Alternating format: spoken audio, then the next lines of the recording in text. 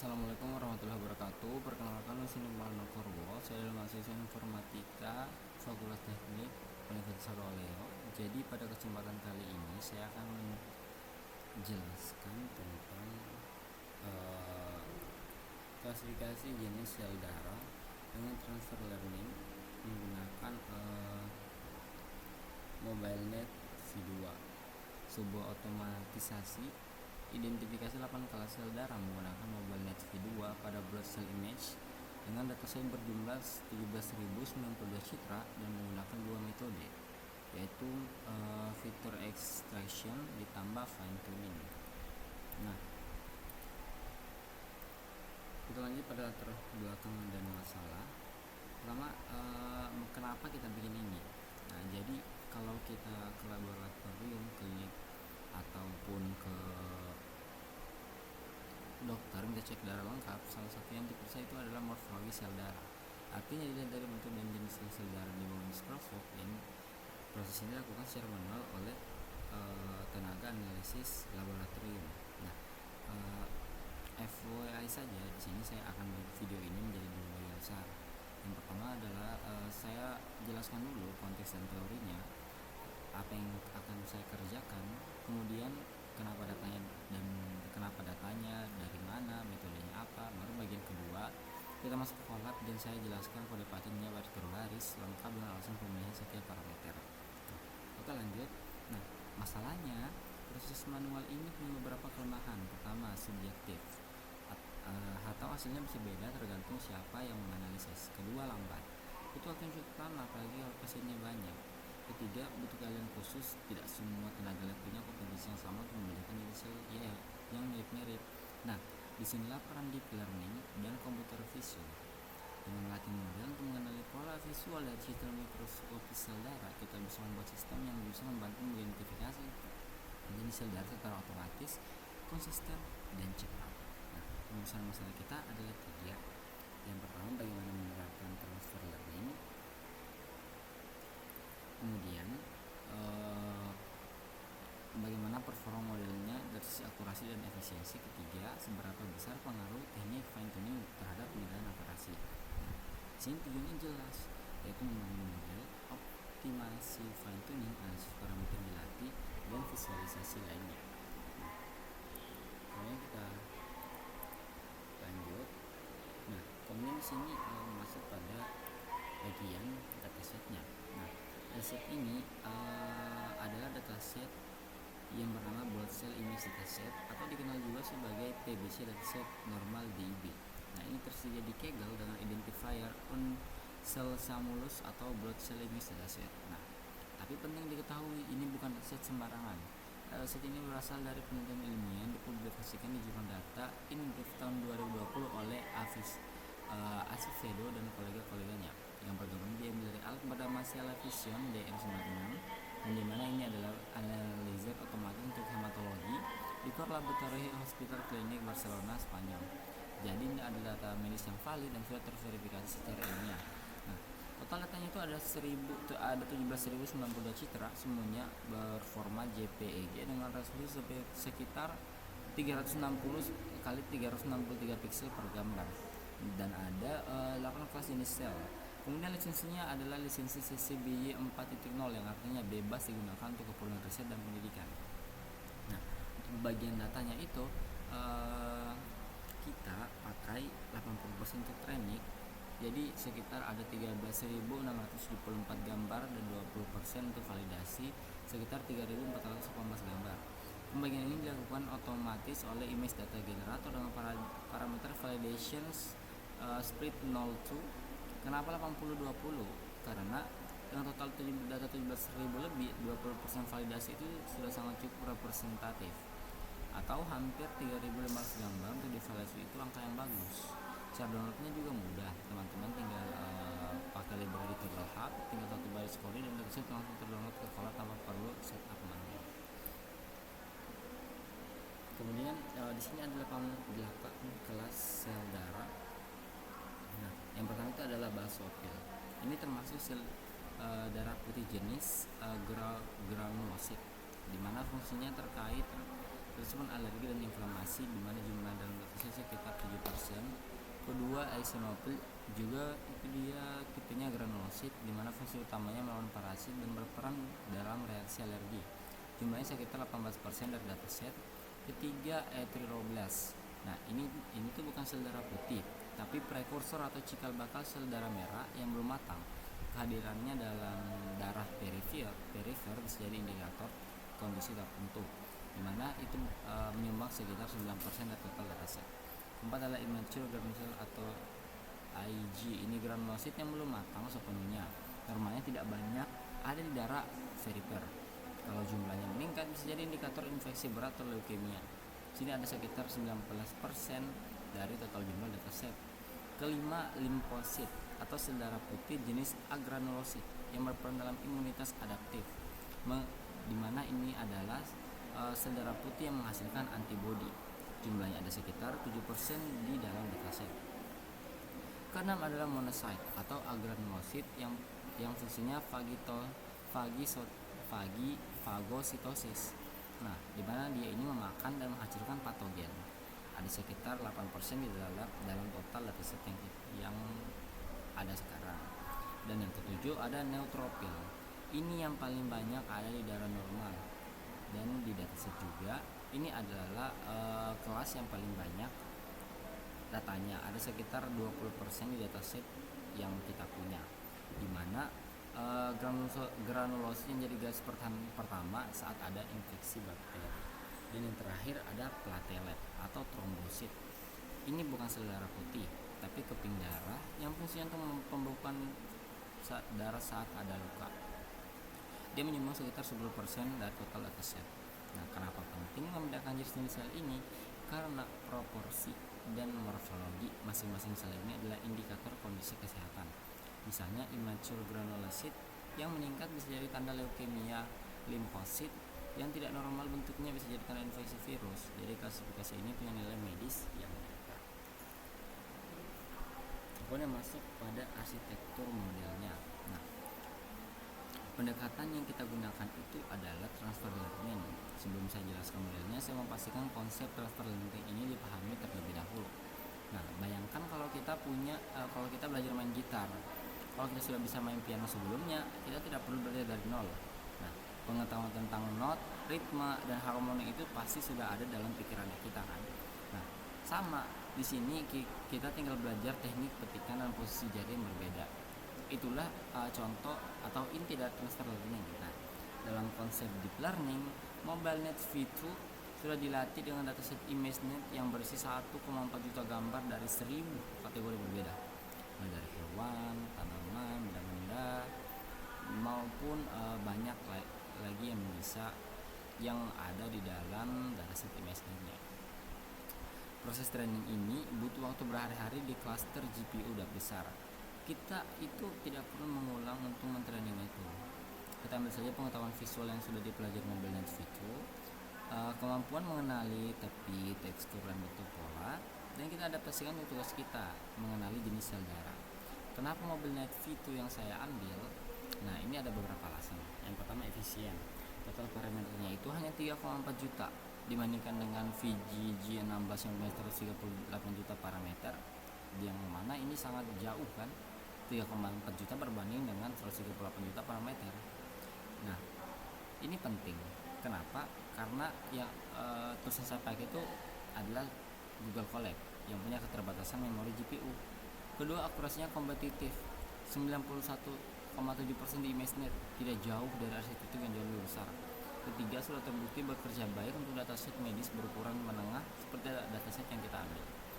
Kemudian arsitektur model kita secara lengkap adalah input gambar 224x224, kemudian MobileNet V2 base speed range, kemudian global average polling 2D, kemudian dense 256 neuron dengan ReLU, dan kemudian ada dropout 0,3, dense 8 neuron dengan softmax sebagai output. Nah, ada yang kita tambahkan sendiri seperti global average polling, dense, dropout, output. Ini yang kita sebut classifier head. Ini bagian yang bakal kita latih untuk tugas spesifik kita, mengklasifikasikan 8 jenis sel darah. Total parameter model kita itu sekitar 2,58 juta pada tahap 1 hanya ada 382.000 parameter yang dilatih, itu sekitar 12,7%. Sisanya sekitar 2,25 juta parameter mobil Net V2 dibekukan. Baru pada tahap fine tuning kita buka 54 layer terakhir mobil Net V2 sehingga sekitar 84,7 parameter ikut dilatih ulang dengan sangat hati-hati dan akhirnya mendapatkan akurasi yang terbaik dan semaksimal mungkin. Kemudian masuk pada slide selanjutnya tentang konfigurasi dan training.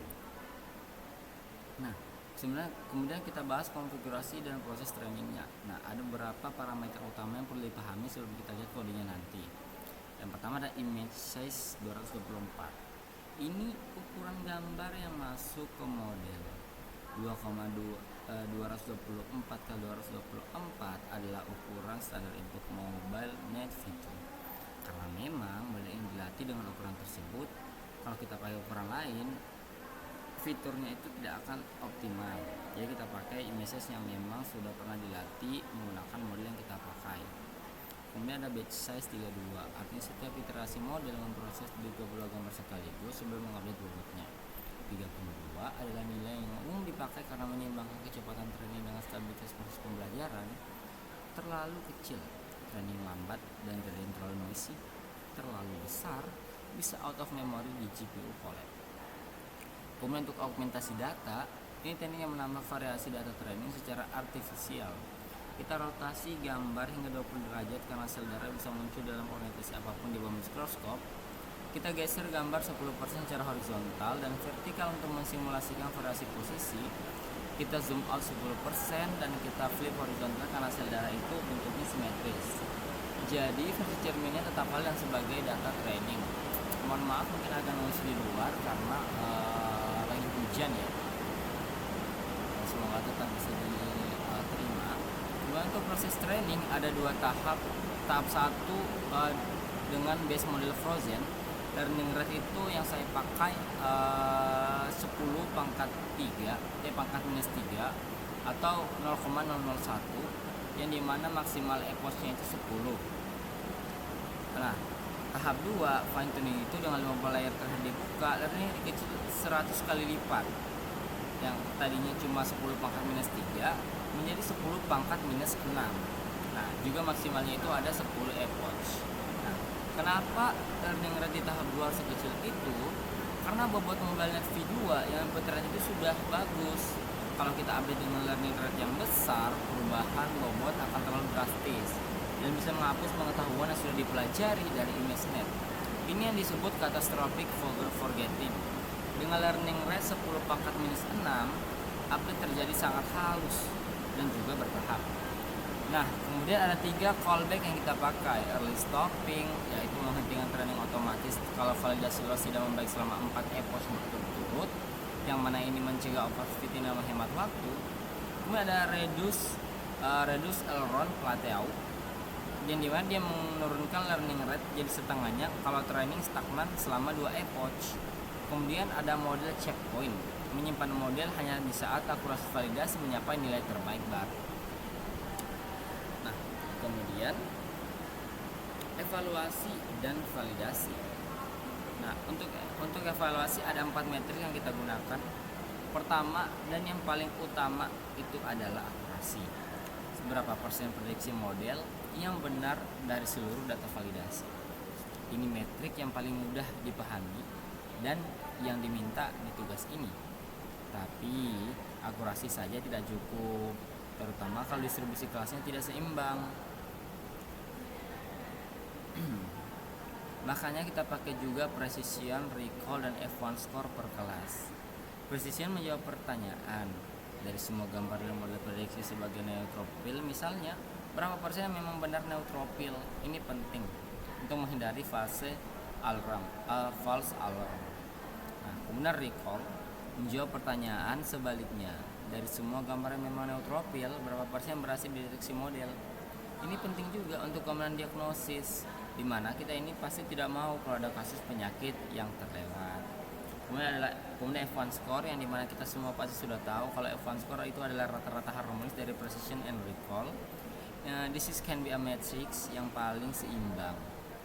Nah, selain metrik numerik, kita juga ada dua visualisasi. Pertama, grafik accuracy dan juga grafik epoch dan loss versus epoch. Dari grafik ini kita bisa lihat apakah model sudah convergent, apakah ada tanda overfitting, dan kita pasang garis vertikal di batas antara tahap 1 dan tahap 2 untuk melihat seberapa besar fine tuning meningkatkan performa. Kedua, ada confusion matrix. Ini adalah sebuah heat map yang menunjukkan pola kesalahan model. Baris adalah kelas asli, kolom adalah kelas yang diprediksi, diagonal utama adalah prediksi benar, di luar diagonal adalah kesalahan. Jadi di sini kita bisa lihat kelas mana yang sering tertukar. Misalnya apakah eosinofil sering diprediksi sebagai neutropil? Karena apa? Karena bentuknya mirip, ya kan. Nah, kemudian ada analisis dan efisiensi bug.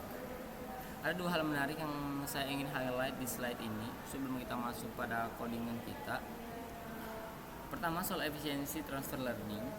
Dengan pendekatan ini kita tidak perlu melatih 2,58 juta parameter dari nol. Di tahap 1 kita cukup melatih 328.000 parameter saja, atau sekitar 12% dari total. Ini membuat proses training tahap 1 itu jauh lebih cepat. Sekitar 3-5 kali lebih cepat dibanding kalau kita training CNN dari awal dengan arsitektur yang sama. Ukuran model final yang tersimpan juga kecil, hanya sekitar 9,87 MB maksudku, sangat efisien untuk deployment. Kedua, saya juga mau jujur soal bug yang saya temukan saat implementasi, karena ini pelajaran penting yang perlu yang sekiranya perlu untuk saya bagikan di dalam video ini. Yang pertama, saat pertama kali dijalankan, output flow from directory menunjukkan font 13.674 image belong to one class. Hanya satu kelas, dimana harusnya kan ada 8 kelas, dan akurasi langsung 1 dari input yang pertama, dan lossnya itu nggak ada atau 0,000. Yang terlihat itu seperti model yang sangat sempurna karena nggak ada lossnya, akurasi 1 pula. Yang terlihat sempurna tapi sebenarnya itu bug, ya, bukan hasil yang nyata.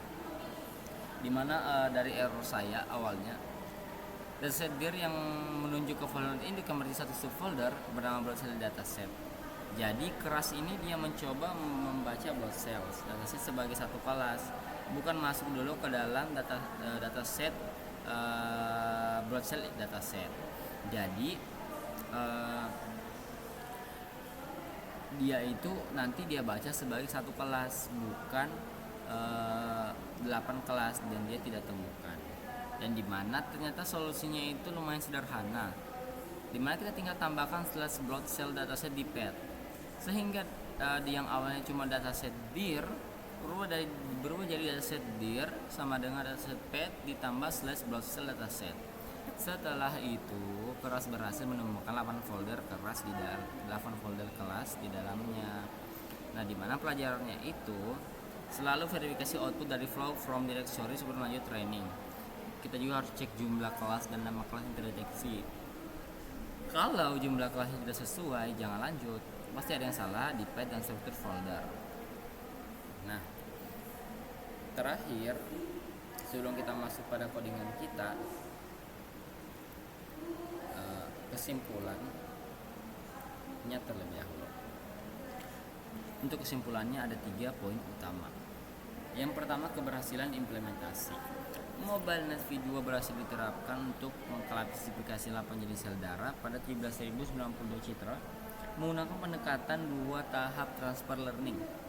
Kedua, peran fine tuning. Fine tuning terbukti penting karena memungkinkan model menyesuaikan fitur-fitur high level yang dipelajari dari ImageNet dengan karakteristik spesifik citra sel darah mikroskopik. Hasilnya akurasi meningkat dibanding hanya menggunakan fitur attraction di tahap 1.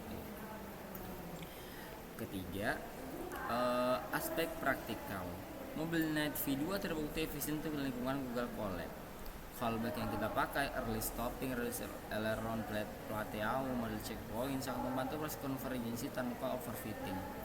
Dan yang tidak kalah penting, selalu verifikasi flow from directory sebelum training dimulai. Nah, teman-teman, Sampai di sini mungkin pembahasan teori dan juga konteksnya. Sekarang kita akan masuk ke bagian yang paling penting, penjelasan kode baris per baris di Google Colab. Oke, sekarang kita sudah masuk pada pada travel Colab-nya, dimana ini ada sebuah tugas individu dari mesin learning marathon, dimana topiknya itu tentu adalah klasifikasi jenis sel darah, peripheral blood cell classification, dan mana data setnya itu ada blood cell image dataset, PBC dataset ada 17.090 citra dan ada 8 kelas. Dan metodenya kita pakai transfer learning dengan menggunakan V2 P-Trend Image. Cara pakai, kita bisa aktifkan GPU, kemudian download dataset dari Kaggle, upload ke Google Drive, jalan hasil di Excel, baca komentar, memahami tiap baris dalam penjelasan video. Yang pertama, kita akan download dataset Kaggle dari Kaggle Hub. Nah, pada baris pertama itu adalah import Kaggle Hub. Baris ini mengimpor library bernama Kaggle Hub ke dalam program kita. Kaggle Hub adalah library dari Kaggle yang memudahkan kita mendownload dataset langsung dari Kaggle ke lingkungan Google Colab tanpa perlu konfigurasi manual seperti upload file Kaggle JSON atau memasukkan API key. Cukup satu baris import library ini sudah siap digunakan. Kemudian pada baris kedua ada dataset path sama dengan Kaggle Hub dataset download Ansalamulus blood cell image dataset. Ini baris yang paling penting di dalam sel yang pertama ini atau sel ini. Kita memanggil fungsi dataset download dari library Kaggle Hub dan kita berikan satu argumen yaitu identifier dataset di Kaggle. Dalam hal ini itu adalah Ansalamulus blood cell image dataset. Kemudian format identifier ini selalu sama, di mana ada nama pengguna, ada nama dataset sesuai dengan yang tertera di URL halaman dataset. Nah, yang terjadi di balik layar saat baris ini dijalankan, Kaggle Hub akan mengecek apakah dataset ini sudah pernah di-download sebelumnya di Chess Colab. Kalau belum ada, dia akan mendownload seluruh isinya, yang dimana berisi 17.092 file gambar JPEG beserta struktur foldernya. Kalau sudah ada di Chess, dia langsung pakai yang sudah ada tanpa download ulang. Jadi lebih hemat waktu dan kuota internet.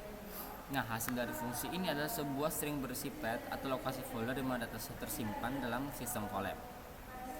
Path ini yang kita simpan ke variabel bernama dataset path. Contoh isinya nanti kira-kira nanti ada root, chess, Kaggle Hub, dataset, Ansalamulus, garing, blood cell image dataset, garing, version, garing, 1. Oke. Terakhir ada print dataset tersimpan di dataset path. Baris ini mencetak ke layar isi variabel dataset path. Jadi tujuannya itu sederhana. Kita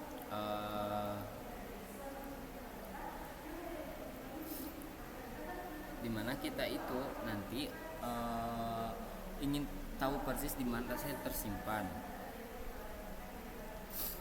Nah, karena path ini akan kita gunakan di bagian selanjutnya sebagai lokasi folder dataset. Kalau pathnya salah atau tidak muncul, berarti ada masalah saat download, dan kita bisa langsung ketahui di sini sebelum lanjut ke tahap berikutnya. Oke, baik. Kemudian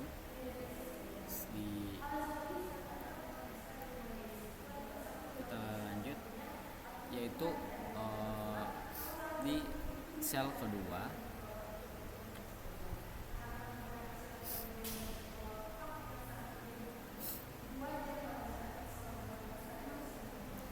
Nah, yang pertama itu ada import OS. Nah, import OS itu mengimpor library OS yang merupakan library bawaan Python, di mana kita tidak perlu install tambahan. Library ini menyediakan fungsi-fungsi untuk berinteraksi dengan sistem operasi, termasuk membaca dan menelusuri folder dan file di dalam komputer atau lingkungan Colab. Kemudian ada for root dirs file in OS walk dataset path. Nah, OS walk adalah fungsi yang menelusuri seluruh isi folder secara rekursif. Artinya dia masuk ke folder, lalu ke subfolder, lalu ke subfolder di dalamnya, dan seterusnya sampai tidak ada lagi subfolder yang tersisa. Nah, setiap iterasi fungsi ini mengembalikan 3 nilai sekaligus yang kita tampung di 3 variabel. Yang pertama adalah root. Nah, di mana path lengkap dari folder yang sedang dikunjungi saat ini. Kemudian ada dirs, daftar nama subfolder yang ada di dalam root, dan kemudian files, daftar nama file yang ada di dalam root. Kemudian yang baris ketiga ada level root, replace adalah set path, koma, tanda kutip, tutup kurung, titik count, iOS zip. Nah, baris ini menghitung kita sedang berada di kedalaman level berapa dalam struktur folder. Caranya, ambil path root yang sedang dikunjungi, hapus bagian dari set path di depannya, sehingga tersisa hanya bagian relatifnya, lalu hitung berapa kali set pemisah folder garing di Linux ataupun collab. Itu dia muncul. Dan hasilnya adalah angka kedalaman. Level 0 berarti folder utama, level 1 berarti folder yang di dalamnya, level 2 berarti 2 folder ke dalam, dan seterusnya. Kemudian indent 2 level, membuat string spasi untuk identasi tampilan. Semakin dalam levelnya, semakin banyak spasi di dalamnya. Tujuannya itu murni hanya sebagai visual, agar struktur folder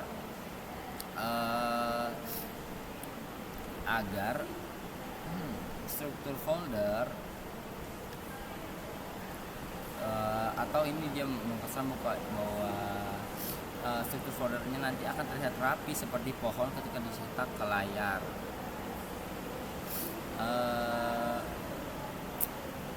Level 0 itu tidak ada spasi, level 1 2 spasi, level 2 4 spasi, dan seterusnya.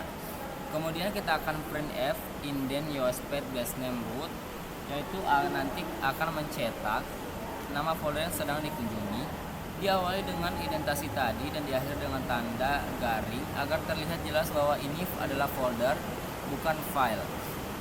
OS path base name root mengambil hanya nama foldernya saja. Nah,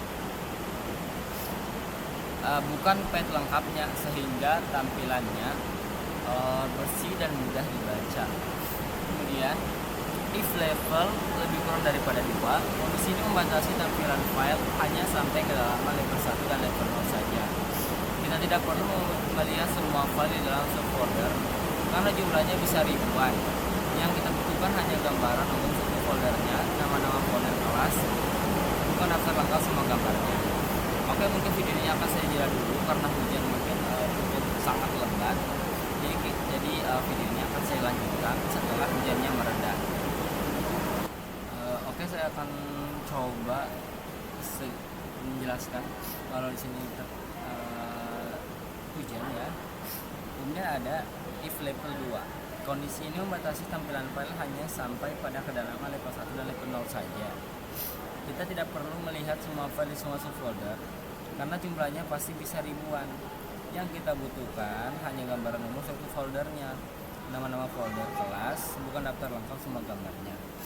Dimana for f in files sama dengan 3, kalau kondisi di atas terpenuhi, kita tampilkan maksimal 3 versi dari file tersebut. Itulah arti dari array sama dengan 3, yaitu ambil dari indeks 0 sampai 2. Tujuannya hanya untuk konfirmasi bahwa isi foldernya memang berupa file gambar seperti yang diharapkan, bukan folder kosong yang bersih file salah format. Kemudian print f indent f, mencetak nama file dikasih tanpa 2 spasi agar terlihat bahwa file ini berada dalam folder di atasnya. Tampilannya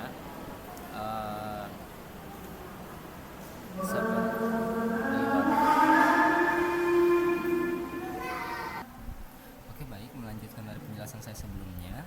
Sekarang itu kita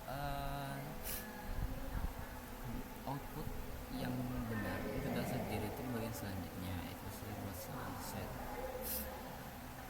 Nah, jadi di printf indent ini dia nanti akan memperlihatkan hasil yang ada di mana sini 2, dan di sini ada 8 jenis file, yang dimana file itu adalah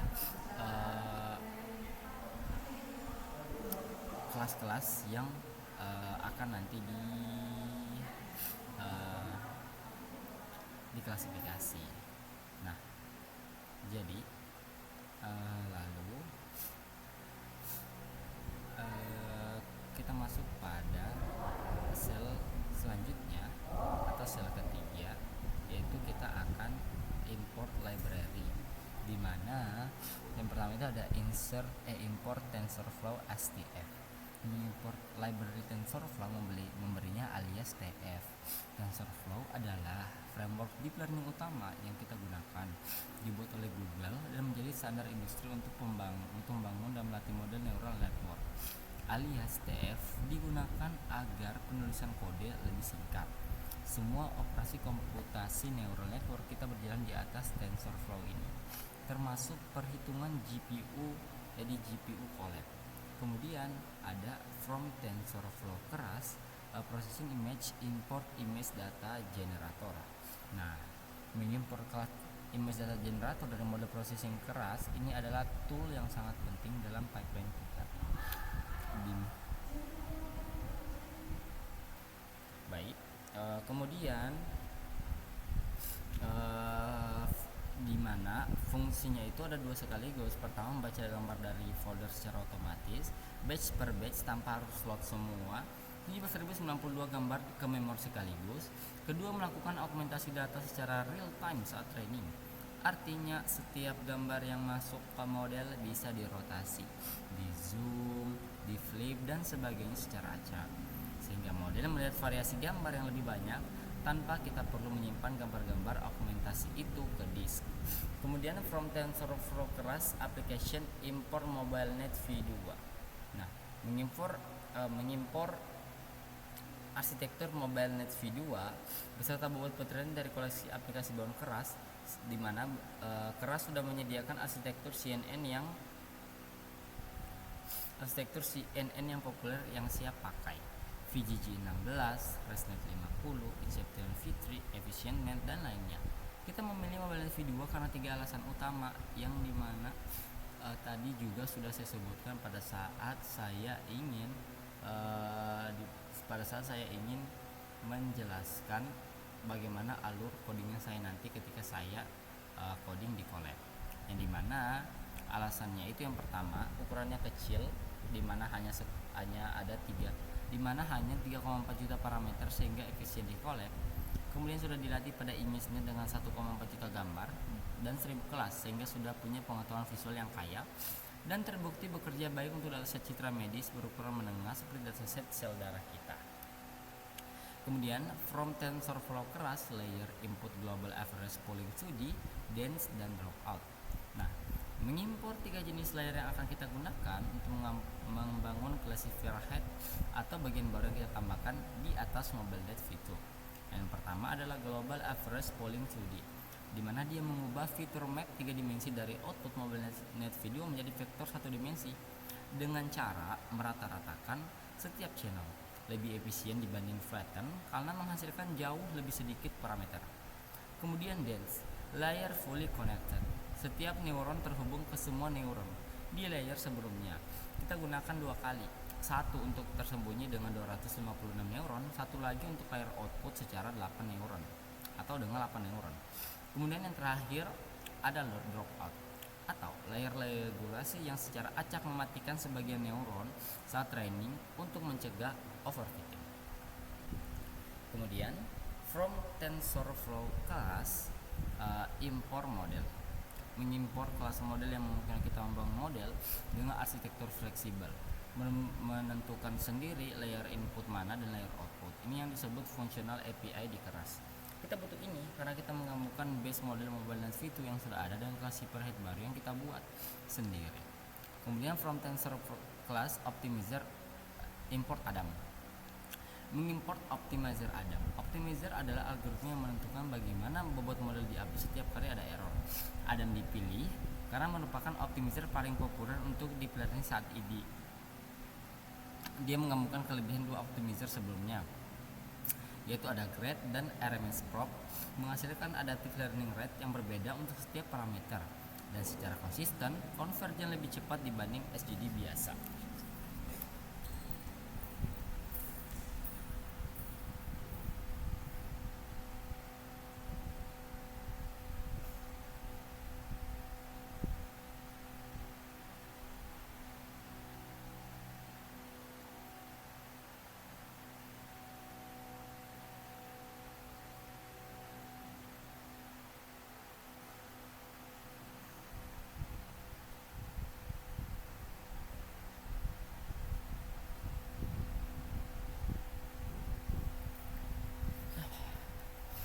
Kemudian from transfer flow class callback import early stopping rest and run Plateau model checkpoint.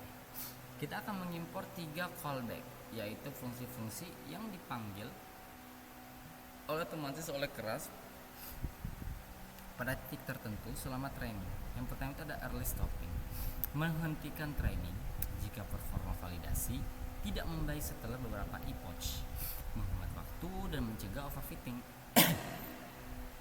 Kemudian ada reduce error plateau, menurunkan learning rate secara otomatis jika training stagnan, membantu model keluar dari titik buntu. Kemudian ada model checkpoint, menyimpan model secara otomatis setiap kali ada peningkatan performa validasi, memastikan kita selalu punya versi model terbaik tersimpan. Kemudian import matplotlib pyplot as plt, mengimport library matplotlib untuk visualisasi data.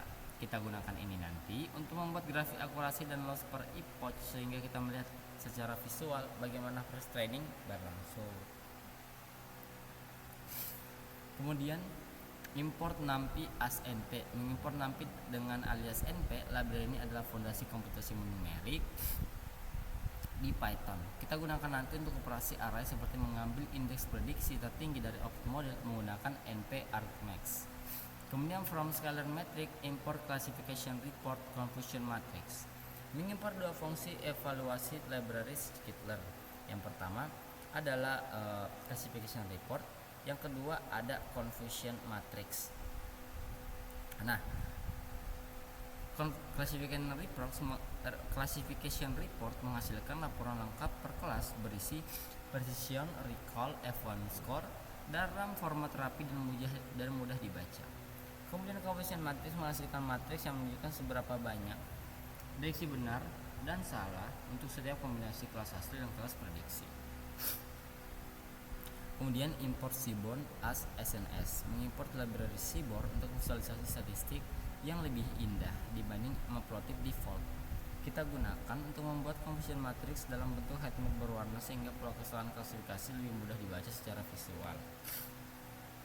Nah, kemudian masuk pada bagian konfigurasi atau parameter utama atau N semua, yaitu sebuah parameter penting yang dikumpulkan agar mudah diubah dan dijelaskan satu persatu. Nah, yang pertama itu adalah image size 224. Nah, image size 224. Nah, variabel ini menyimpan ukuran gambar yang akan digunakan sebagai input model, yaitu 224 dikali 224 piksel. Angka 224 bukan dipilih sembarangan. Ini adalah ukuran input standar yang digunakan oleh MobileNet V2 saat dilatih pada dataset ImageNet. Kalau kita menggunakan ukuran yang berbeda, misalnya 128 atau 300, fitur-fitur visual yang sudah dipelajari oleh MobileNet V2 dari ImageNet tidak akan bekerja secara optimal karena arsitektur internalnya dirancang untuk dimensi 224. Jadi kita ikuti standar yang sama agar pre-trained weights-nya tetap relevan dan efektif. Kedua, batch size-nya diatur menjadi 32. Batch size ini menentukan berapa gambar yang diproses model sekaligus dalam satu iterasi sebelum bobot diupdate.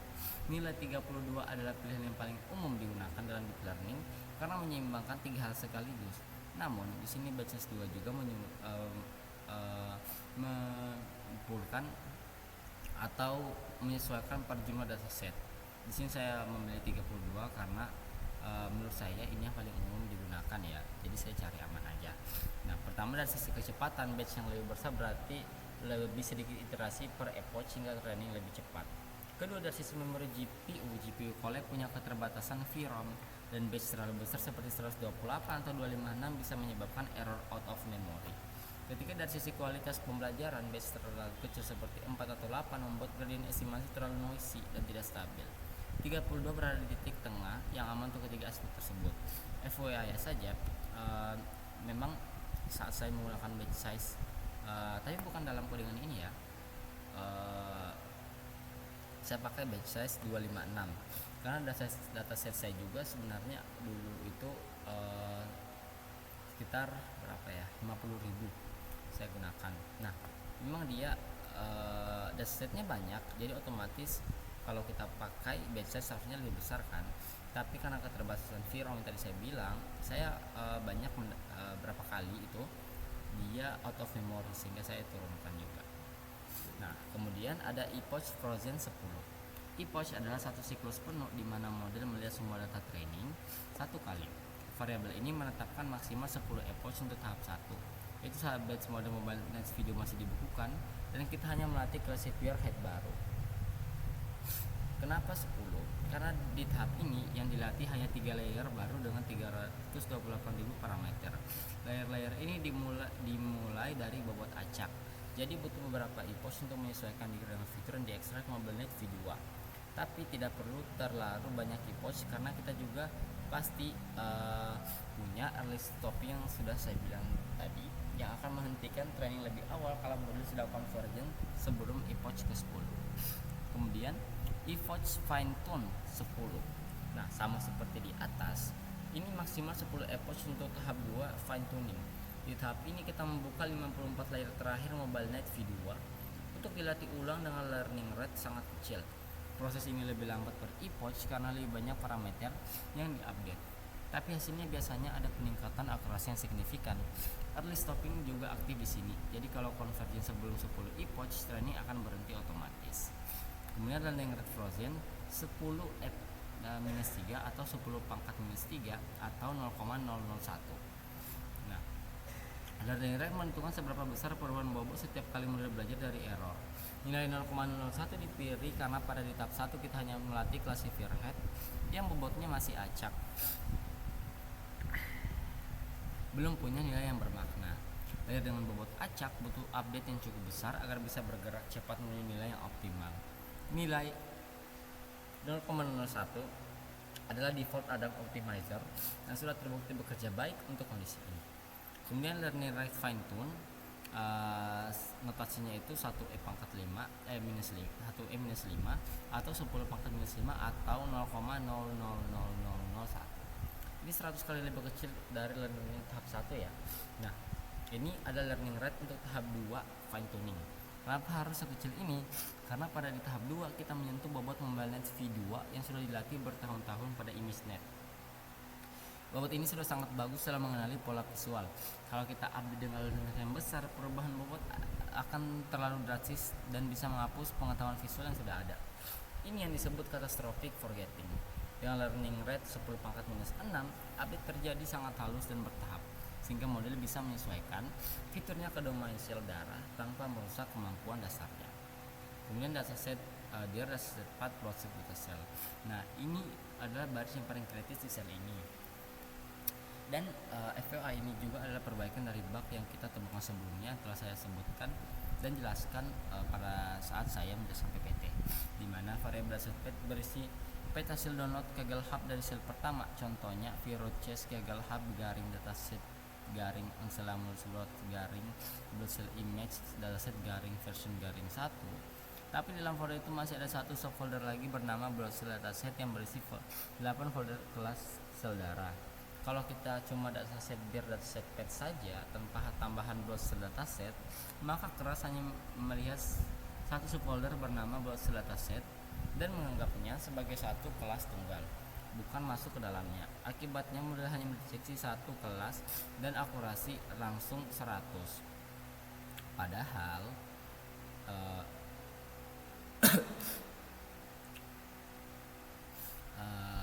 Padahal kelasnya kita kan ada 8 ya. Nah, kalau cuma satu, model itu pasti mendeteksi satu kelas saja dan akurasinya langsung 100%. Dari awal terlihat bagus, tapi sebenarnya itu salah total. Dengan menambahkan Bloodcell dataset di belakang, kita mengarahkan keras langsung ke folder yang berisi 8 subfolder keras, yaitu basophil, eosinophil, erythroblast, IG, lymphocyte, monocyte, neutrophil, dan platelet, sehingga semua 8 kelas terbaca dengan benar. Nah, kemudian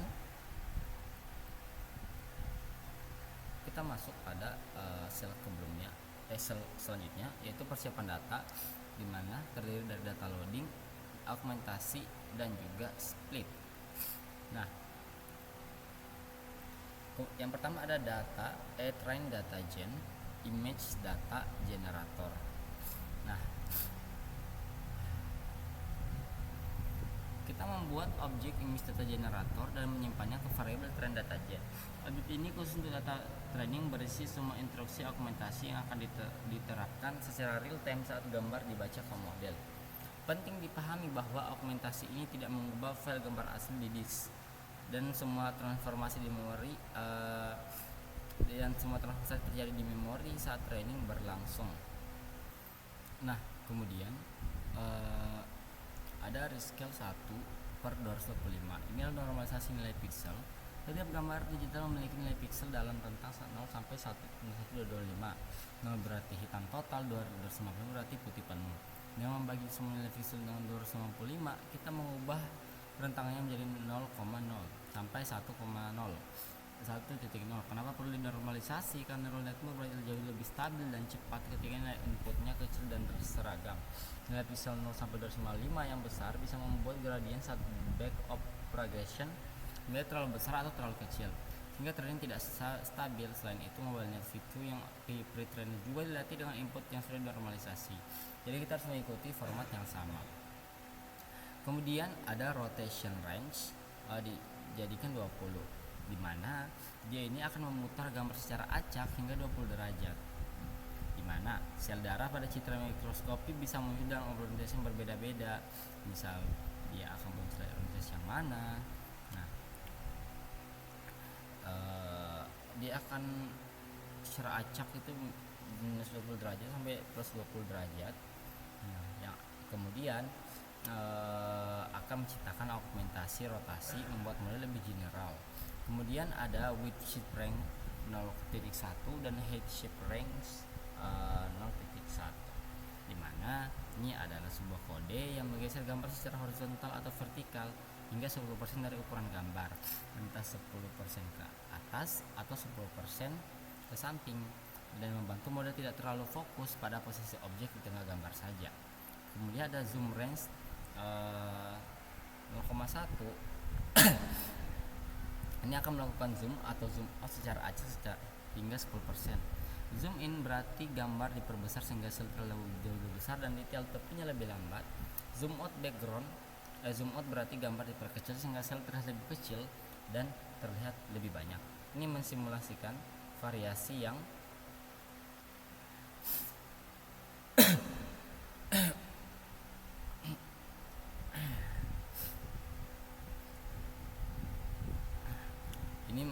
mensimulasikan variasi yang sangat variasi yang banyak.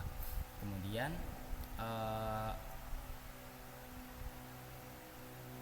horizontal flip through, membalik gambar secara horizontal. Seperti melihat gambar di cermin secara acak dengan probabilitas 50%, nanti setengah dari gambar yang masuk ke model akan di flip, namun setengahnya tidak. Augmentasi ini aman untuk citra sel darah karena sel darah tidak punya konsep kiri atau kanan yang berpengalaman secara biologis. Sel limfosit ini yang di flip secara horizontal tetap adalah limfosit. Dengan augmentasi ini kita secara efektif menggandakan variasi data tanpa perlu menambah data baru. Kemudian validation split 0,2. Pasti teman-teman semua sudah tahu, ini adalah dia membagi dataset menjadi 80-20, di mana menyisakan 20% untuk data sebagai data validasi. Nah, kenapa sih 80-20? Karena dengan 17.092 data gambar, 20% berarti sekitar 3.000 gambar untuk validasi. Angka yang sudah sangat representatif untuk mengukur performa model kalau dataset lebih kecil. Kemudian file data gen, image data generator rescale 1/255, validation splitnya 0,2. Nah, kita kemudian membuat objek image data generator kedua khusus data validasi. Perhatikan bahwa di sini kita hanya memasukkan rescale dan validation split, tidak ada augmentasi sama sekali. Kemudian ini ya, tidak ada sama sekali. Kemudian masuk pada selanjutnya, yaitu membuat generator untuk data training. Nah, pertama ada train generator, train data gen, flow from directory. Kita memanggil metode flow from directory dari objek train data gen yang sudah dibuat sebelumnya, dan hasilnya disimpan ke variabel train generator. Metode ini bertugas membaca gambar langsung dari struktur folder di disk secara batch per batch. Tidak semua gambar dimuat ke memori sekaligus. Ini sangat penting karena kalau 17.090 gambar dimuat, maka memori collab bisa habis dan akan muncul timeout gitu. Kemudian ada dataset dir. Argumen pertama kita di path folder dataset. Ini menggunakan variabel dataset dir yang sudah kita definisikan sebelumnya, itu dataset path dataset. Nah, kemudian target size-nya itu img size, img size. Nah,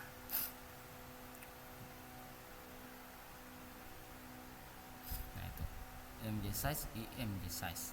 Nah, semua gambar yang dibaca akan otomatis di resize ke ukuran 224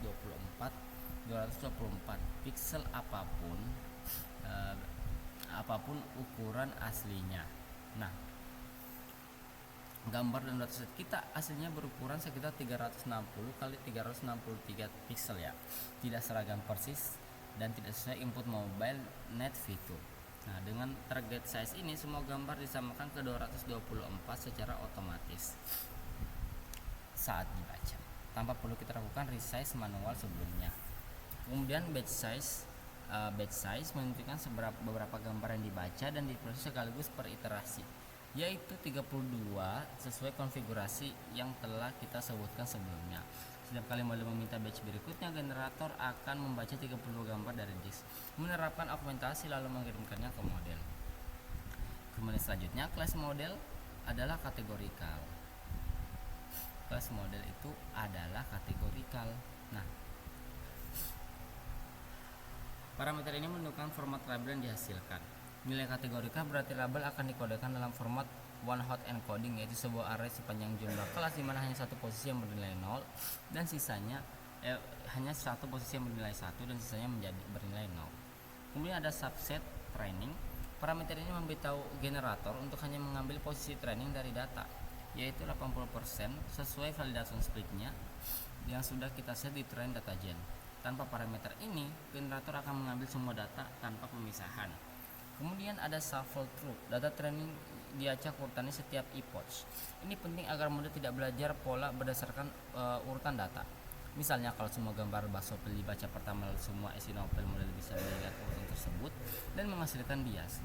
Dengan shuffle, setiap epoch model melihat ukuran gambar berbeda-beda sehingga proses dapat lebih baik. Nah, kemudian seed itu 42. Seed adalah angka awal untuk generator angka acak. Dengan menetapkan seed yang sama dalam hal ini 42, hasil pengacakan dan pemisahan data akan selalu identik setiap kali kode dijalankan ulang. Angka 42 tidak punya makna khusus ya, hanya angka yang secara konversi sering dipakai di komunitas data science. Yang terpenting adalah nilainya konsisten antara train generator dan validasi generator agar tidak ada gambar yang masuk ke dalam kedua subset sekaligus. Kemudian validation generator, file data just flow from directory. Kita membuat generator kedua untuk dasar validasi menggunakan file data gen. Sebagian besar parameternya sama dengan train generator, kecuali dua hal penting yang berbeda. Kemudian subset validation itu adalah kebalikannya dari train generator, dimana kita di sini ambil 20% dari sisa dataset sebagai subset validasi. Terakhir ada shuffle false. Nah, kemudian data validasi ini tidak diacak. Ini adalah perbedaan krusial yang sering diabaikan orang-orang.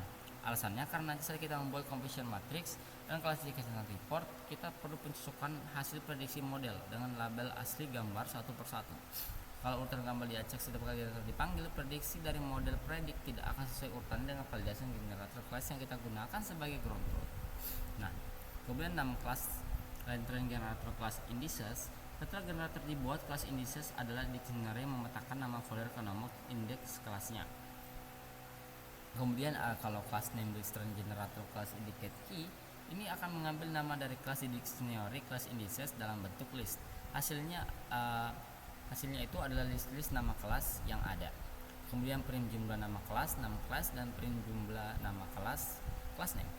Dua baris ini adalah verifikasi wajib sebelum lanjut ke tahap berikutnya. Output yang akan keluar itu nanti adalah seperti ini. Nah, ada nama kelas dan jumlah kelasnya juga, ada Basopil, Esinopil sampai ke Platelet. Nah, kemudian kelima, bagian 5, kita membangun model dengan transfer learning. Yang pertama ada base model mobile net V2 seperti yang saya jelaskan, kita akan mengambil objek MobileNet V2 dan menyimpannya ke variabel base model. Inilah inti dari transfer learning yang akan kita pakai. Kemudian ada input shape, AMG size tree. Nah, parameter ini memberitahu MobileNet V2 bentuk dan data input yang akan diterima. Nilainya ada tuple 3 angka, yaitu 24, 224, 224, dan 3. Nah, kenapa juga ada angka 3? Nah, angka 3 ini adalah jumlah channel warna, yaitu red, green, dan blue, atau sering kita kenal dengan RGB. Karena gambar kita berwarna RGB, kalau gambarnya grayscale, angkanya akan jadi 1. Kita harus menentukan ini secara eksplisit agar MobileNet V2 tahu persis dimensi tensor yang akan masuk layar utamanya. Kemudian include top fault. Ini adalah parameter paling penting dalam konteks transfer learning. Include tab mengacu pada bagian atas dari arsitektur CNN, yaitu layer fully connected di ujung model yang berfungsi sebagai classifier untuk 1000 kelas ImageNet. Nah, dengan include top files, kita memotong bagian classifier asli MobileNet V2 dan hanya mengambil bagian fitur ekstraktornya saja. Semua layer configuration yang bertugas mengekstrak fitur visual dari gambar. Nah, kemudian ada Wax Image. Nah, inilah yang membuat benar-benar transfer learning. Dengan Wax ImageNet, keras akan otomatis mendownload bobot MobileNet V2 yang sudah dilatih pada dataset ImageNet. Hasil training berhari-hari di cluster GPU besar oleh tim Google. Bobot ini berisi pengetahuan visual yang terakumulasi dari 1,4 juta gambar. Kemudian base model trainable files. Nah, baris ini membekukan seluruh layer dalam base model. Semua 154 layer MobileNet V2 sekaligus. Artinya bobot proses training berlangsung, bobot di dalam MobileNet V2 tidak diubah sama sekali, sehingga tidak peduli seberapa besar error yang ditemukan saat back progression. Nah, kemudian masuk pada sel berikutnya, yaitu sini kita download datanya yang keras. Nah, sini selanjutnya ada X base model output. Baris ini mengambil output tensor dari layer terakhir MobileNet V2 setelah kita potong bagian classifier aslinya dengan include top files. Output ini berupa fitur map 3 dimensi dengan bentuk 7/7 1280. Artinya grid berukuran 7x7 dengan 1280 channel fitur. Kemudian X global average pooling 2D. Nah, baris ini menerapkan layer global average pooling 2D pada tensor X. Perhatikan ada dua tanda kurung. Kurung pertama membuat objek layer, kurung kedua langsung menerapkan pada tensor X. Ini adalah gaya penulisan fungsional API di keras. Kemudian ada XDance 256 Activation Relu X, mendapatkan fully connected layer dengan 256 neuron. Setiap neuron di layer ini terhubung ke semua 1280 nilai output dari global average pooling 2D.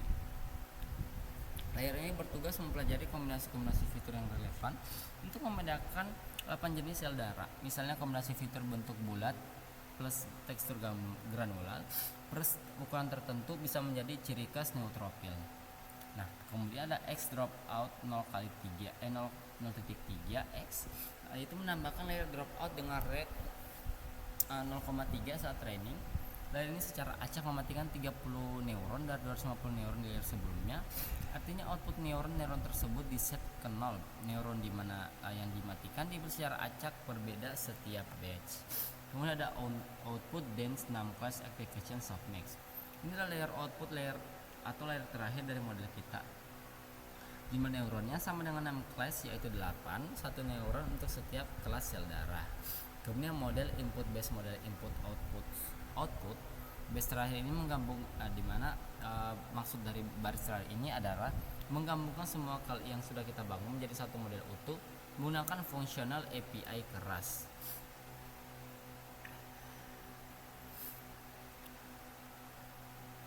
Kemudian bagian 6 kita akan compile model tahap 1 atau frozen base model.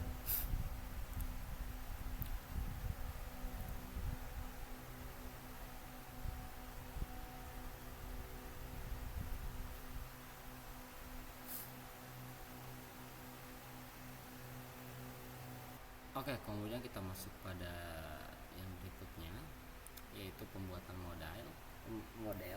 Yang pertama ada model compile. Sebelum model bisa dilatih, kita harus mengkompilasinya terlebih dahulu. Compile adalah tahap di mana kita memberitahukan 3 hal penting. bagaimana cara mengupdate bobot atau optimizer, bagaimana cara mengukur kesalahan model atau loss function, dan bagaimana cara mengukur performa model matrix tanpa compile. Model tidak bisa dilatih karena tidak tahu algoritma apa yang harus digunakan. Kemudian optimizer ada learning rate frozen.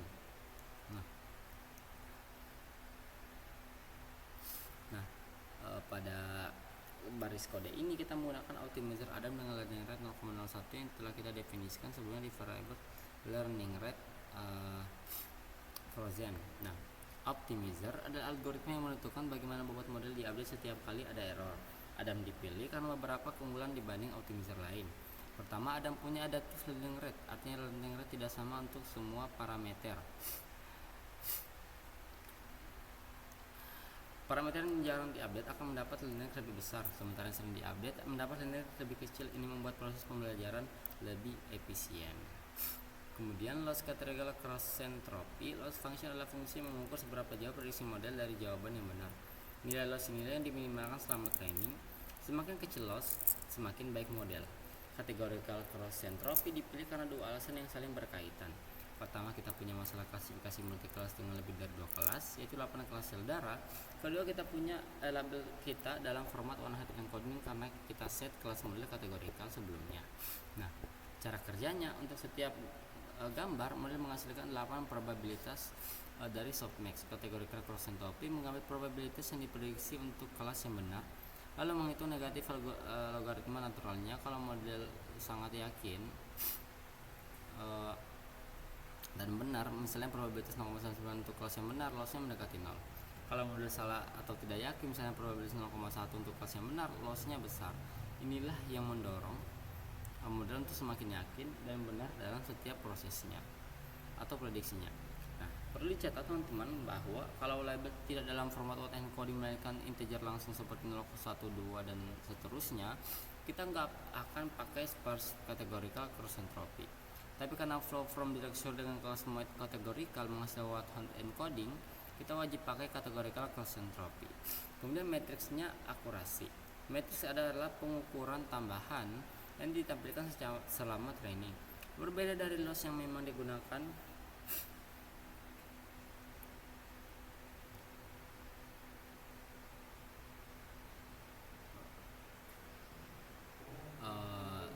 tadi, matriks akurasi itu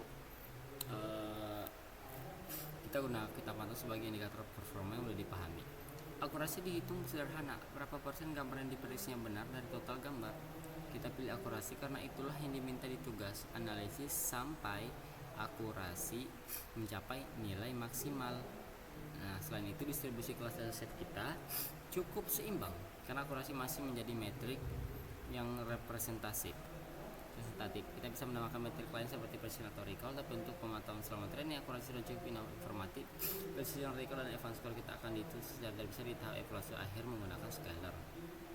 Nah, pada model summary yaitu menampilkan ringkasan lengkap arsitektur model ke layar. Output dari baris ini sangat berharga untuk penjelasan di video karena menunjukkan beberapa informasi penting sekaligus. Nah, ini adalah kemudian di bawah ini ada output modelnya, yang dimana kalau kita lihat dari output modelnya ada sangat banyak. Yang pertama, model fungsional menunjukkan bahwa model kita dibangun menggunakan fungsional API keras sesuai dengan cara kita membangunnya.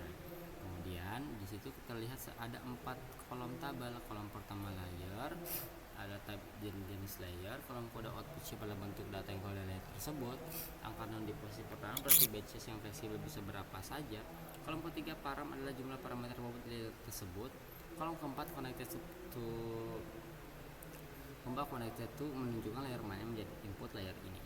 Nah, kemudian ada input layer non 22, 23, 0 params. Ini adalah layer input. Kalau kon 1, kon 2D, non 1, 1, 2, 1, 2, 3 misalnya, kon 4 param. Ini adalah layer pertama belinear V2. Adalah konvolusi biasa yang mengubah gambar 224 kali 3 menjadi vector map 112 kali 32. Ukuran spasial turun setengah menjadi menggunakan serai 2. Jumlah channel naik dari 3 menjadi 32, artinya model sudah mulai mengekstrak 30 jenis fitur yang berbeda dari gambar, seperti itu, dan sampai seterusnya. Nah, masuk pada sel berikutnya, yaitu callback, teman-teman.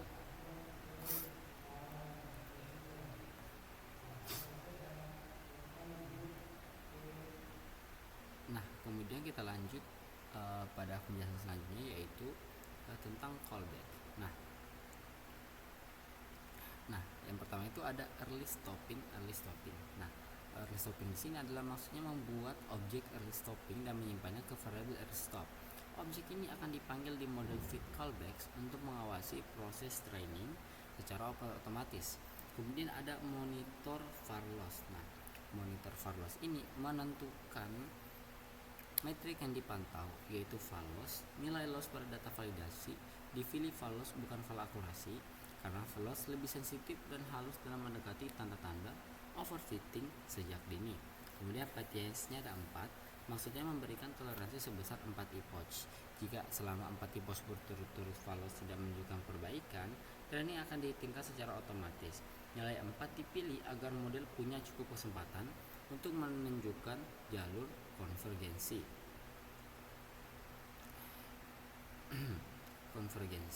Kemudian restore baseline true. Setelah training berhenti, bobot model akan dikembalikan ke kondisi pada epoch terbaik dengan var loss terendah, bukan epoch terakhir yang kemungkinan sudah overfit. Kemudian ada reduce LR, reduce around plateau. Maksudnya di sini adalah membuat objek reduce around plateau dan menyimpannya kembali ke variabel reduce LR. Fungsinya adalah menunjukkan learning rate secara otomatis ketika model tidak lagi menunjukkan kemajuan, agar model tidak terjebak di titik stagnan. Kemudian monitor var loss sama seperti early stopping. Metrik yang dipantau adalah var loss pada data validasi sebagai indikator kemajuan model, dan faktor 0,5 ini adalah ketika learning rate diturunkan, nilainya dikalikan dengan 0,5, artinya dikurangi menjadi setengahnya. Contoh, jika learning starting 0,001, maka akan menjadi 0,0005. Nilai 0,05 dipilih karena penurunan yang moderat, tidak terlalu drastis sehingga model masih bisa belajar. Kemudian PTS 2, menunggu 2 epoch tanpa perbaikan sebelum learning rate diturunkan. Sengaja dibuat lebih besar dari PTS early stopping 4 agar penurunan learning rate sempat terjadi lebih dahulu sebelum training benar-benar dihentikan. Kemudian mini LR itu adalah 10 makan minus 7. Batas bawah learning rate yang diizinkan yaitu 0,000007. Dan tidak diturunkan di bawah ini karena sudah tidak dibutuhkan di ini.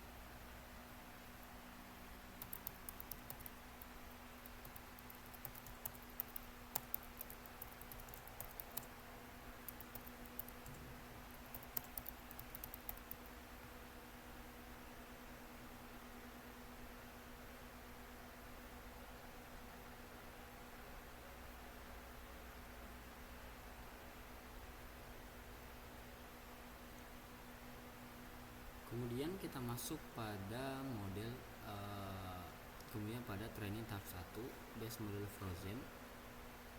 Nah, dimana di sini kita akan membuat model yang dimana dia akan mentraining pada tahap 1, selanjutnya pada tahap 2, dimana yang pertama itu ada history model fit. Nah, yang pertama itu ada model fit. Nah, dimana ini akan memulai proses training dan menyimpan seluruh rekam jejak hasilnya ke variabel history 1. Variabel ini menyimpan nilai akurasi var loss dan var akurasi di setiap epoch, berguna untuk membuat grafik kurva training nanti diberi nama history 1 karena adalah tahap pertama dari 2 tahap training, frozen, kemudian fine tuning. Kemudian ada training generator, sumber data training berupa generator. Objek ini melahirkan batch gambar beserta labelnya langsung dari folder tanpa memuat seluruh dataset ke RAM sekaligus. Ini sangat penting untuk dataset besar seperti dataset citra sel darah yang jumlahnya 17.000 itu. Karena menghemat memori secara signifikan, generator juga menerapkan augmentasi data, flip zoom, rotate, dan sebagainya secara real time setiap batch. Kemudian validation data, validation generator. Data validasi yang digunakan untuk mengevaluasi performa model setiap akhir epoch. Data validasi tidak pernah digunakan untuk memperbarui bobot model. Secara fungsinya murni sebagai cermin untuk melihat apakah model benar-benar belajar secara umum atau hanya hafal data. Kemudian epoch frozen, jumlah maksimum epoch pada tahap ini diambil dari variabel epoch frozen yang sudah didefinisikan sebelumnya. Disebut frozen karena pada tahap ini base model MobileNet V2 dalam kondisi beku, seluruh layarnya tidak ikut dilatih. Nilai ini hanyalah batas atas. Tidak bisa berhenti lebih awal jika early stopping aktif, dan pemisahan epoch antara tahap frozen dan fine tuning adalah praktik standar dalam transfer learning. Kemudian callback, early stop, reduce error, checkpoint. Tiga callback yang bekerja sama selama training berlangsung adalah early stop, menghentikan training jika follows setengah 4 epoch, reduce error menurunkan training dari setengahnya jika setengah 2 epoch. Dalam base model MobileNet V2 dibekukan pada tahap ini semua layar berstatus trainable files, artinya bobotnya tidak berubah sama sekali ketika training. Nah, tinggal tekstur pola kompas sebagai akselerator fitur itu tetap, yang berubah hanyalah bobot dan lapisan classifier yang head yang kita tampakkan sendiri. Bisa kita lihat di sini ada 10 epoch total, dimana pada epoch pertama itu akurasi yang didapat pada epoch pertama itu hanyalah 0,6 atau hanya 60%. Namun ketika berlanjut pada epoch selanjutnya bisa dilihat kalau dia bertambah, seperti pada epoch 2 akurasinya meningkat cukup baik dari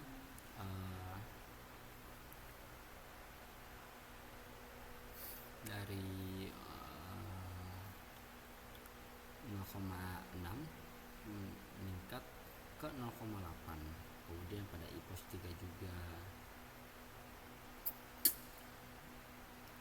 meningkat ke 87, 88, 89, 89, 90, 90, 90, 90 sampai pada epoch ke-10 akurasinya mencapai 91, dan juga lossnya itu berkurang dari 0,67 sampai di lossnya itu 0,26. File akurasi pula meningkat walau tidak cukup signifikan, yaitu dari 0,83 ke 0,87.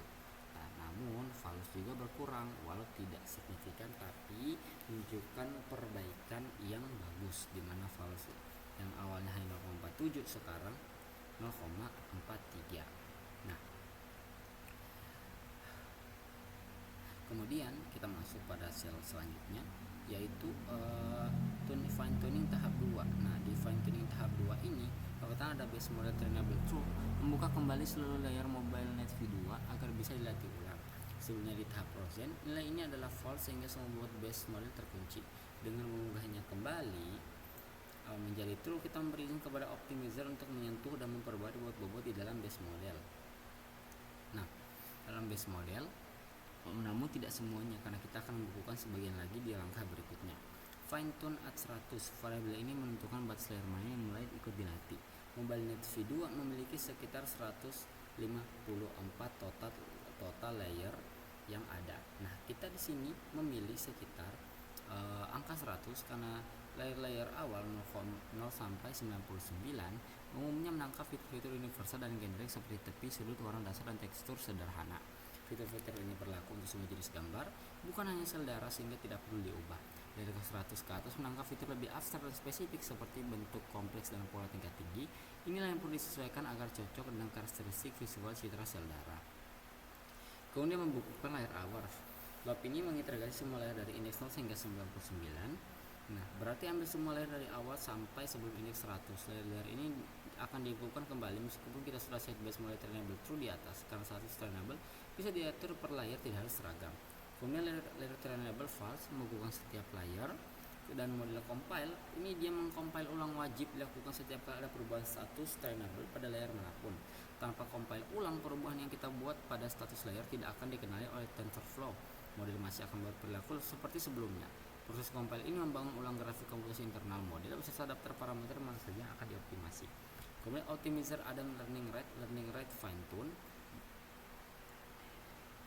Di sini menggunakan optimizer Adam dengan learning rate yang sangat kecil, biasanya nilainya jauh lebih kecil dibanding learning rate di tahap frozen. Alasannya, bobot MobileNet 2 yang sudah terlatih dari image-nya sangat berharga. Jika learning rate terlalu besar, pembuatan mobile akan terlalu agresif dan bisa merusak fitur-fitur bagus yang sudah ada.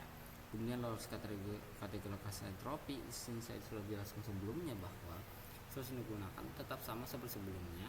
Ini adalah fungsi loss standar untuk klasifikasi multi kelas seperti kelas kita yang berjumlah 8 kelas.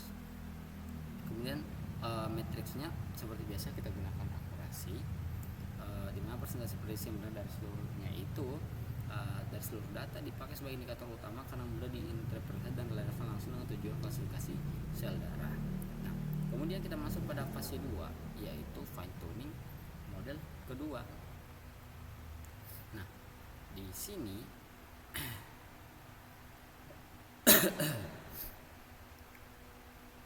pada fine tuning model kedua kita akan memulai tahap kulit training dengan history 2 model fit. Nah, ini adalah sesi training lanjutan setelah tahap tuning selesai. Strukturnya identik dengan model fit sebelumnya, namun kondisi internalnya berbeda. Sekarang sebagian besar layar mobile net V2 dari kelas hingga 163 ikut dilatih bersama classifier head dengan learning rate yang jauh lebih kecil. Hasilnya disimpan terpisah di history 2 agar nanti bisa digabungkan dengan history 1. Itu membuat grafik kurva training yang lengkap dari awal hingga akhir. Kemudian ada training generator. Nah, pada training generator ini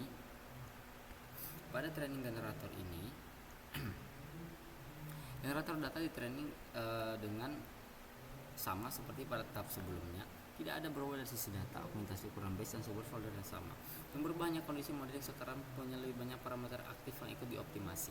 Kemudian validation data, validation generator, data validasi yang juga sama seperti tahap sebelumnya. Konsistensi data validasi ini penting agar perbandingan performa history 1 dan history 2 valid dan adil. Kita bisa melihat secara jelas seberapa besar peningkatan akurasi yang didapat dari proses fine tuning dibanding tahap frozen. Dan EPOS fine tune, jumlah maksimum EPOS untuk tahap fine tune diambil dari variabel EPOS fine tune. Biasanya nilainya sama atau lebih besar dari EPOS frozen karena fine tuning memerlukan iterasi lebih banyak dan perubahan bobot per EPOS sangat kecil akibat learning rate sangat rendah sehingga butuh lebih banyak EPOS untuk conversion. Namun sekali lagi early stopping akan menghentikan training lebih awal jika model sudah tidak berkembang. Kemudian callback early stop reduce alert checkpoint kalau yang dipakai persis sama dengan tahap sebelumnya. Hal yang perlu diperhatikan, checkpoint tetap memantau file akurasi secara global. Jika di tahap fine tuning model menghasilkan file akurasi lebih tinggi dari yang pernah dicapai di tahap frozen, maka file base model blood cell H5 ini akan diperbarui. Berarti model final yang tersimpan adalah benar-benar yang terbaik dari keseluruhan proses training tahap 2 ini. Kemudian di sini kita bisa lihat EPOS-nya di mana EPOS 1 akurasi 0,7866, EPOS 2 meningkat sangat pesat ke 0,88, EPOS 3 juga meningkat ke 90, EPOS 4 pula meningkat walau sudah tidak sesignifikan EPOS 1, 2, 3, di mana walau tidak banyak meningkatnya tetapi tetap konsisten dia meningkat. Dia meningkat ke 92, 93, 94, 94 lagi, 94, 95, 95 dan 95. Di mana di EPOS ke-10 mencapai akurasi yang sangat memuaskan yaitu pada 95%, di mana lossnya 0,1, file akurasinya juga sangat baik di 9,93 dan file lossnya sangat kecil hanya di 0,19. Kemudian kita pada bagian 10 tentang visualisasi hasil akurasi dan loss curve-nya. Sebelum saya jelaskan grafiknya, saya jelaskan dulu di sini maksud dari kode-kode yang ada di dalam ini.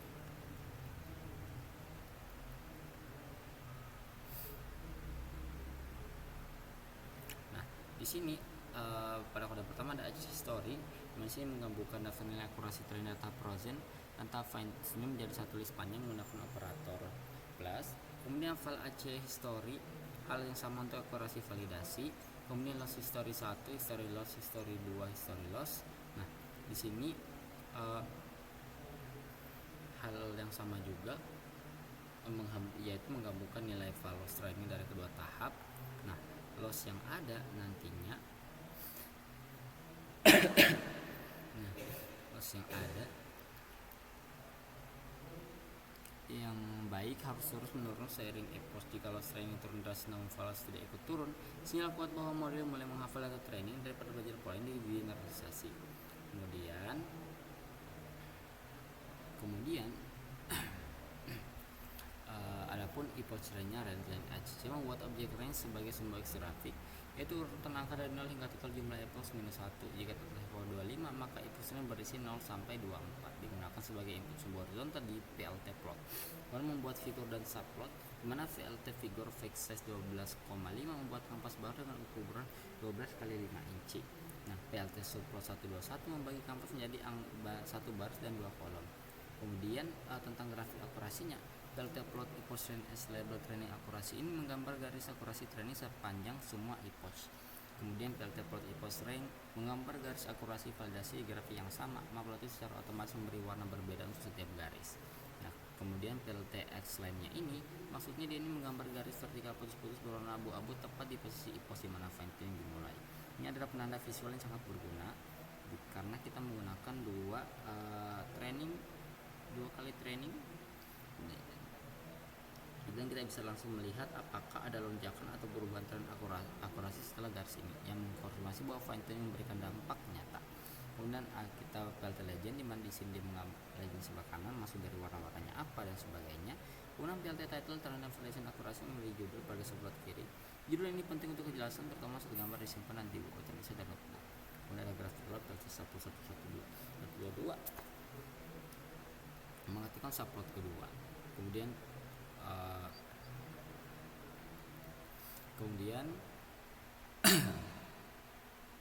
selanjutnya ini adalah tentang dia intinya di sini dia tentang melihat grafiknya, dimana pada presentation terakhir dia menampilkan grafik langsung di dalam notebook di Google Colab dan berada di dalam Colab. Grafik akan muncul sebagai output di bawah server.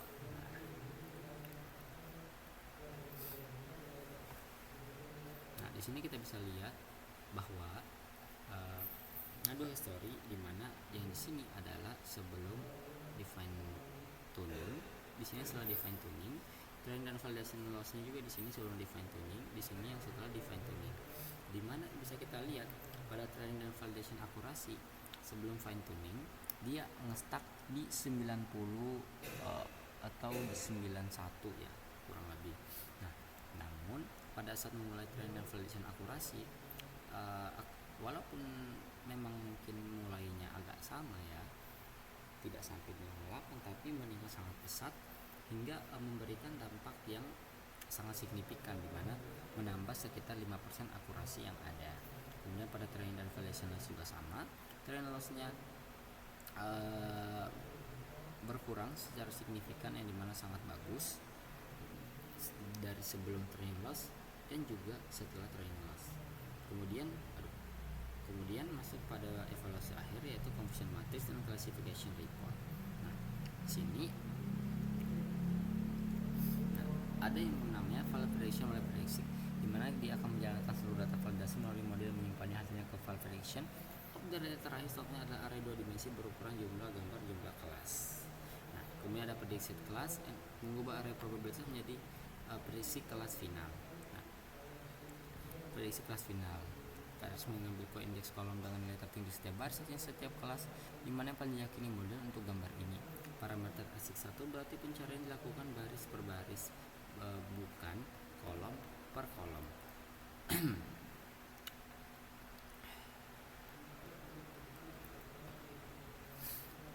Nah, kemudian ada true class validation generasi kelas, mengambil label asli ground truth dari generasi validasi. Ini adalah array bersih indeks kelas yang benar untuk setiap gambar, urutan dan jumlahnya sama persis dengan prediksi kelas. Kemudian classification report ini mencetak laporan evaluasi per kelas. Nah, di mana true class ini adalah label parameter kode prediksi adalah hasil prediksi model. Dengan kelasnya mengganti angka, kelas menjadi nama aslinya, misalnya nama aslinya seperti eosinophil dan lain-lain. Dan agar laporan mudah dibaca, reportnya adalah jangka paling komprehensif untuk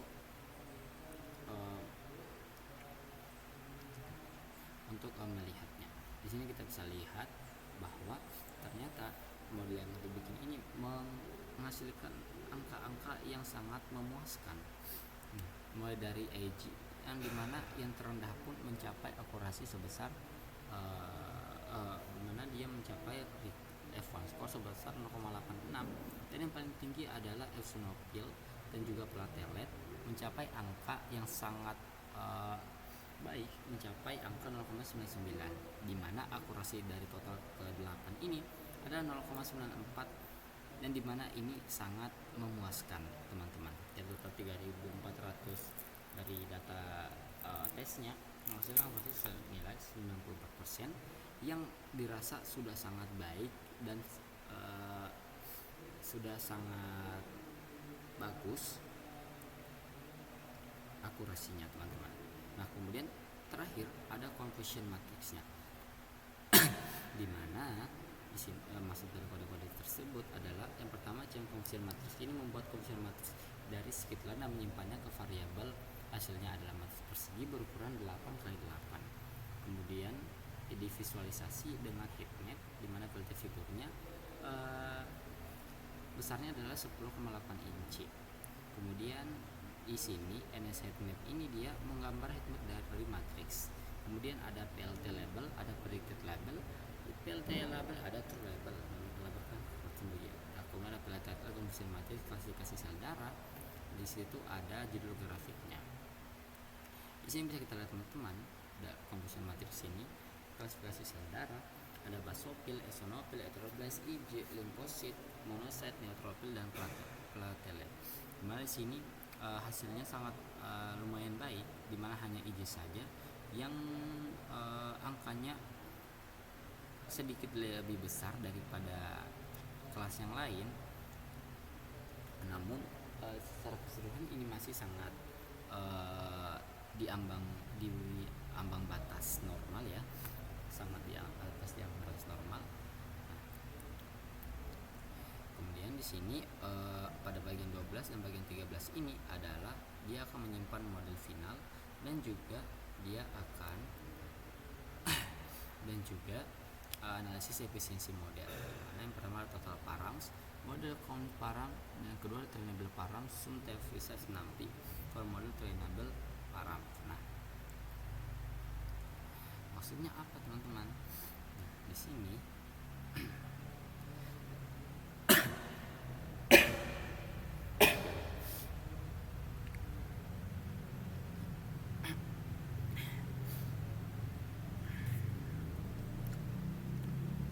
maksudnya total param di sini teman-teman adalah menghitung total seluruh parameter yang ada di model, baik yang dilatih maupun yang dibutuhkan. Ini mencakup semua bobot dan bias dari setiap layer, mulai dari layer pertama mobilnet V2 hingga layer yang dance outputnya kita. Untuk arsitektur atau satu mobilnet V2 tanpa keseluruhan seperti ini, nilainya biasanya nilainya yang kita dapat di sini adalah parameter modelnya itu 2,5 juta 2.587.976, dan parameter yang dilatih itu ada 2.191.432, dan persentase parameter dilatih itu 84% parameter total telah terlatih. Dan trainable params ini maksudnya menghitung jumlah parameter yang aktif dilatih. Hanya berbasis trainable code ini menggunakan list operation di setiap transfer forward way dalam model trainable weights. Nah, dan terakhir dia akan print adalah parameter modelnya berapa yang sudah saya jelaskan, dan print f parameter yang dilatih berapa, dan print f versi 1 parameter dilatih berapa. Nah, kemudian terakhir yaitu menyimpan model final, di mana di sini maksud dari kodenya yang pertama adalah model save, model klasifikasi darah final H5. Sini dia menyimpan keseluruhan model ke file model klasifikasi sel darah final H5. Berbeda dengan model checkpoint yang hanya menyimpan bobot travel akurasi selama training berlangsung, perintah ini menyimpan model dalam kondisi akhirnya setelah seluruh proses training selesai, termasuk arsitektur lengkap, bobot, konfigurasi optimizer, dan status compile. Format H5 FDF5 adalah format benar yang efisien dan kompatibilitas lintas format. Dengan file ini model bisa dimuat kembali kapan saja menggunakan TF keras model load model klasifikasi darah final H5 tanpa perlu training ulang dari awal. Mendukung reaksi dan deployment. Mana training selesai, model disimpan sebagai di sini mencetak pesan konfirmasi bahwa seluruh proses training selesai dan model berhasil disimpan. Nah, karena di sini modelnya dia tersimpan sebagai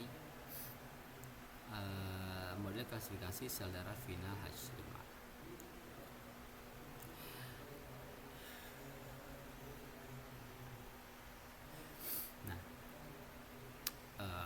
Pada file mulai tersimpan di file. Base label set file 5 disimpan oleh model checkpoint yang berbobot pada input dengan file akurasi tertinggi sepanjang training bisa dari epoch ke-9 atau ke-10 bukan atau epoch ke-8 bukan epoch terakhir. File mulai kelas bisa dari final H5 juga yang disimpan di sini adalah kondisi mulai di akhir training setelah early stopping menghentikannya. Jika restore base with true aktif di early stopping, keduanya harusnya identik, namun menyimpan keduanya adalah praktik yang aman. Semua evaluation H5 untuk deployment, final H5 untuk dokumentasi dan repository. Sini bisa kita lihat mungkin ada di dalam sini, namun di sini saya akan menjalankan hasilnya seperti ini.